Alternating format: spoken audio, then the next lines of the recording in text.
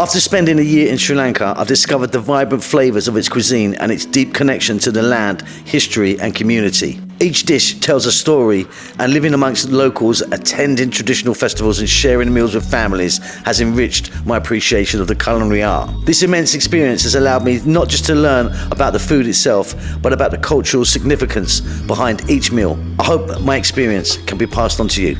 Please enjoy.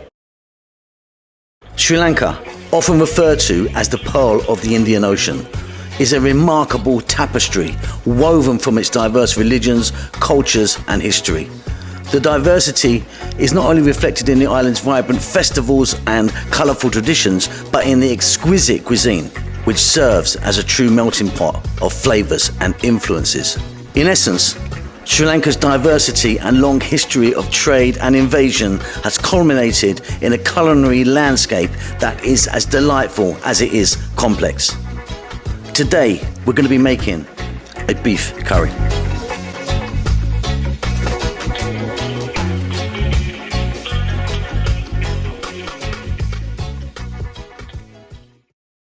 I just want to show you some regular or common spices for Sri Lankan cooking. So let's take a look at the top there. We've got some crushed chili, turmeric, chili powder, gorica. Gorica is a dried fruit, a little bit like tamarind. That's used as a souring kind of agent. Good for chicken and meat, and especially for fish. Goes in lots of curries. Cloves, mustard seeds, fenugreek or methi seeds, cinnamon. Of course, cinnamon in Sri Lanka is grown here. It's absolutely wonderful. Rampa or pandan leaves, curry leaves, and then curry powders. Very common. You get a light and a roasted. The roasted kind of goes in a little bit near the end usually. It's got a lovely, wonderful, just roasted flavour to it. And the common one there is the kind of base. But yeah, these are kind of not all the spices used in Sri Lanka, but very, very common. The most kind of common ones, I would say. Okay.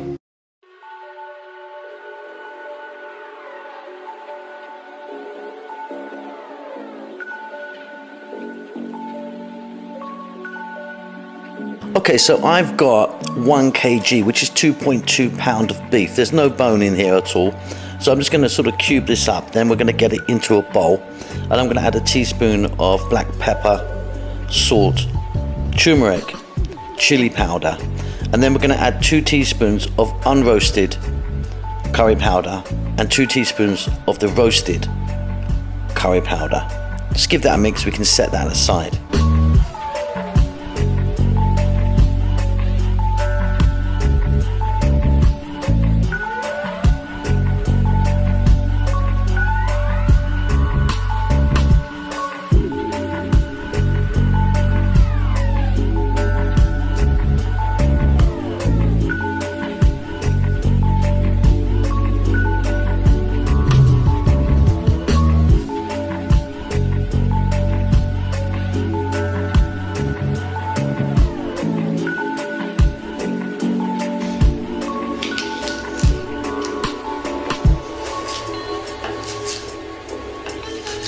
Going to get some other things together here, some pandan leaves, some curry leaves, some fresh chili.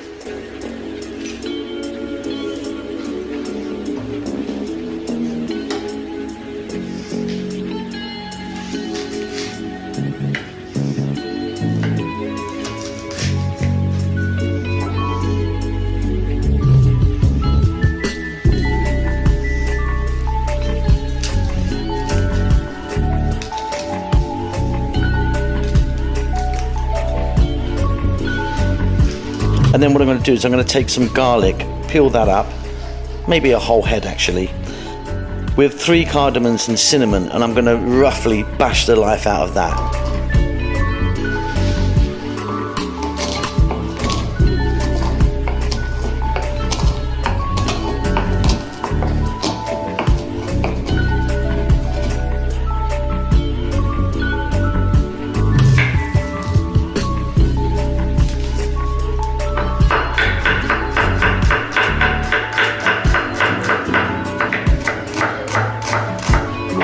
We're also going to need 1 cup of onion and 1 cup of fresh tomatoes.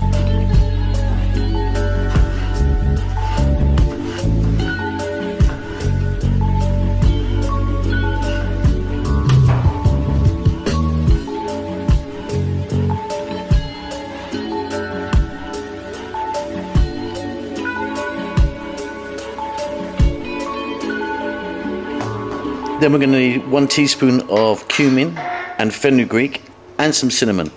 Okay, we can get to the cooker now. I'm obviously going to be starting this off with coconut oil. Coconut oil is the basis of everything, or coconut is the base of everything, it seems, in Sri Lanka. 3 tablespoons I've got there. We're on an above medium heat. Drop in the whole spices, whiz them around for a few seconds. They'll infuse the oil. We're then going to add our curry leaves and our pandan leaves. Very difficult to, express how important pandan and curry leaves are in Sri Lankan cooking.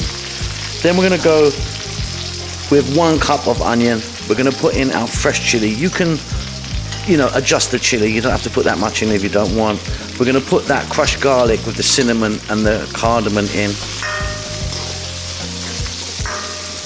And we're going to, again, on this above medium heat, cook that until the onions soften, probably about 4 to 5 minutes. Next up, we're going to put in the tomato, the 1 cup of tomato. And again, 4 to 5 minutes, we want to soften down tomatoes a little bit as well. Very simply, what we're going to do now, we're going to take our beef that we seasoned earlier, we're going to drop that all in, and then there's a lot of cooking time happening now. So just like this, what we're going to do is we're going to cook this for about 12, 13, 15 minutes, stir it around. My beef's not that big, I didn't cut it that big, but yeah, we're going to cook this for about, let's say, 15 minutes.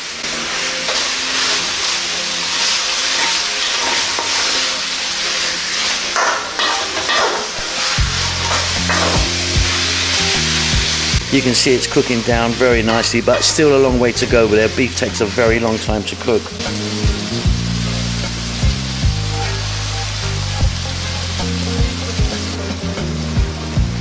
Okay, next step, we're going to add some salt to taste. You can adjust that. I've put about a teaspoon in there. We're also going to add water, cold water. I'm putting in about 700 ml. Then what we're going to do is I'm going to lower the heat slightly above a simmer. And then we're going to go for my beef here, 30 to 40 minutes. Want this beef to be really soft and tender, don't we? Look at that, absolutely wonderful. Now, the only thing I do now is I add a few fresh curry leaves at the end, throw them in, spin that around. This is ready to serve. It is divine. I mean, this is really, really good.